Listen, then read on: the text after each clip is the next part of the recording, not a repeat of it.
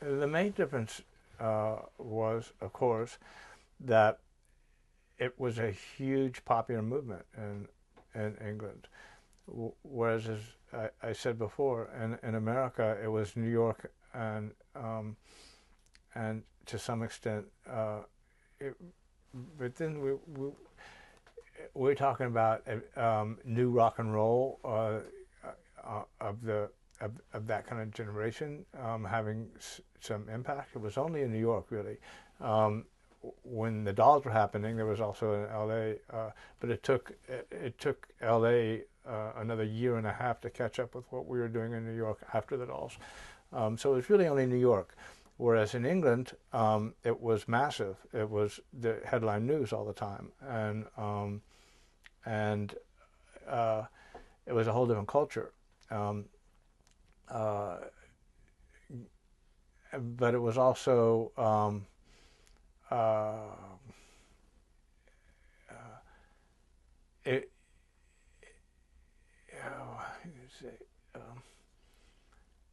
It was very chauvinistic. I mean, the Clash have a song like "I'm So Bored with the USA." It was all about promoting pride in the kids, which was also true about what we were doing in New York. And rock and roll had always been about anarchy. That's what rock and roll is. It's wild in the streets. It's about no rules.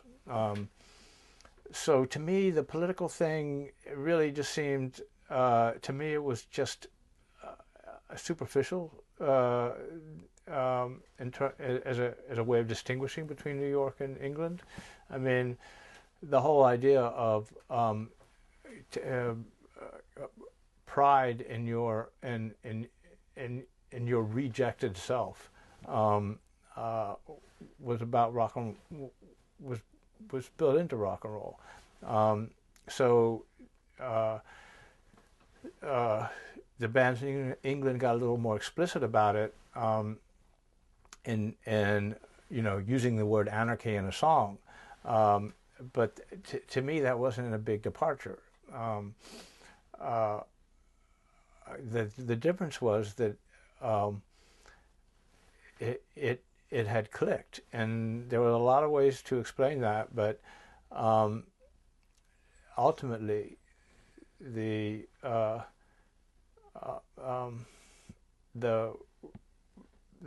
reason it happened was that the Sex Pistols were so good. I mean, it came down to they had it all, they did everything right, and they were just magic that way. It did seem unbelievable that all this stuff fell together the way it did around that band. Whether it was what Malcolm brought or Lydon brought or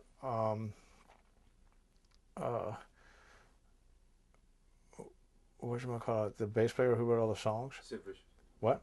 Oh, Glenn Matlock. Yeah, Glenn Matlock. He wrote the fucking songs. And then Sid Vicious, who just took it to the next level of in-your-face fuck you-ness, and the productions were so well done.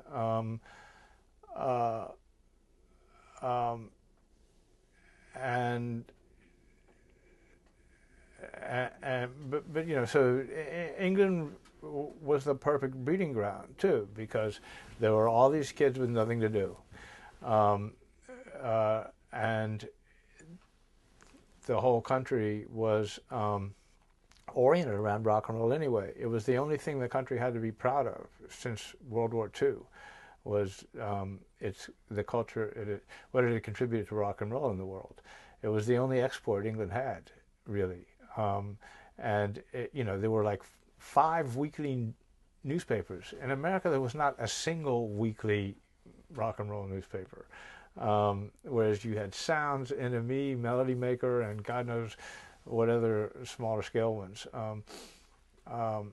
There was the whole country took pride and had all this focus on youth music, because that's the only thing it had to be proud of. What else did it have? It had the British invasion of the 60s, and now here it was 2 or 3 years later, and there was something to pay attention to again, and to get excited about. So it was headlines all the time, whereas in America, there was nothing like that.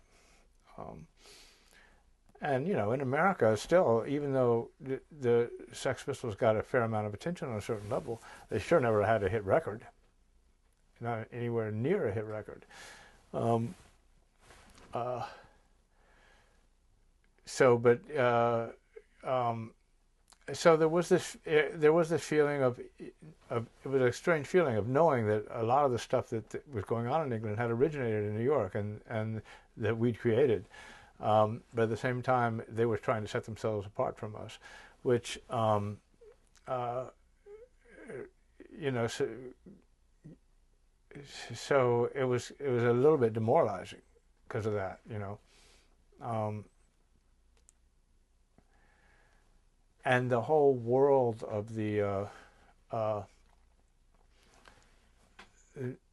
for me, the whole world of living in of living on the level of pop culture, once you'd arrived to the point of making a record, it got kind of oppressive. I mean, where it was just all interviews and bands competing with each other and traveling from smelly club to smelly club, where you're just treated like garbage and being expected at the same time by journalists to be some kind of spokesman for your peers. And it was just it was all, and the life was boring. I mean, being on the road is just tedium, and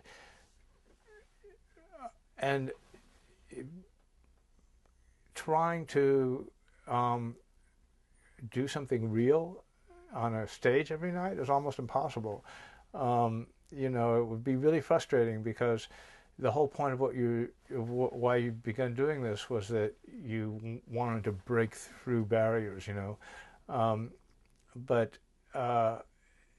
it was almost impossible for it not just to become like a routine, because you're doing it every night and you're exhausted and you're hungover, and maybe you're drug sick. I mean, the whole rock and roll doesn't just, and music in general is true of jazz too, doesn't just isn't just susceptible to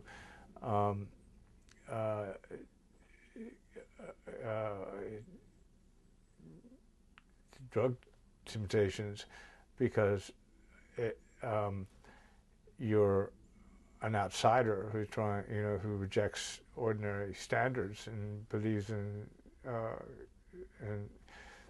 self-gratification instantly, but also because it's so boring being on the road. The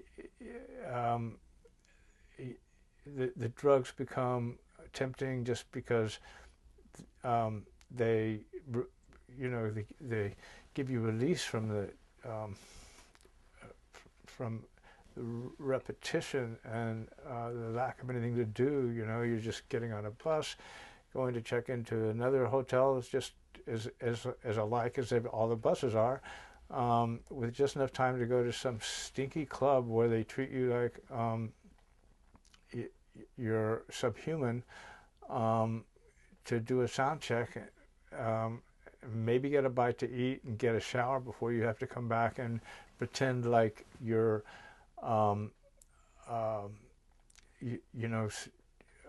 some oracle, and then be exhausted and fall asleep and get up and start all over again the next morning. You know, who wouldn't want to do a drug in that situation? So yeah, to me, the arriving at the point of what's so-called success was